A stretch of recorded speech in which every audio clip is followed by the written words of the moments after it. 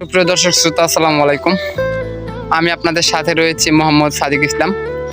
তো আজ আমরা এক বৃদ্ধ দাদির বাসায় আমরা একটি টিউবওয়েল স্থাপন করেছি। তো আপনারা দেখতেই পাচ্ছেন, সেই দাদির বাসায় কোনো টিউবওয়েল ছিল না। তিনি অন্যের বাসা থেকে পানি সরবরাহ করে তিনি জীবনযাপন করতেন।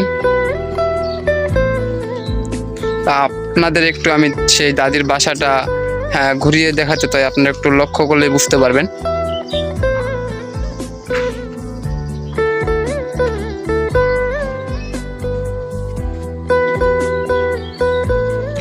তো দাদি আমাদের অনেকদিন থেকে বলতেছিল যে তার বাসায় একটি টিউবওয়েলের প্রয়োজন। তিনি অন্যের বাসা থেকে পানি সরবরাহ করে তিনি জীবনযাপন করতেন।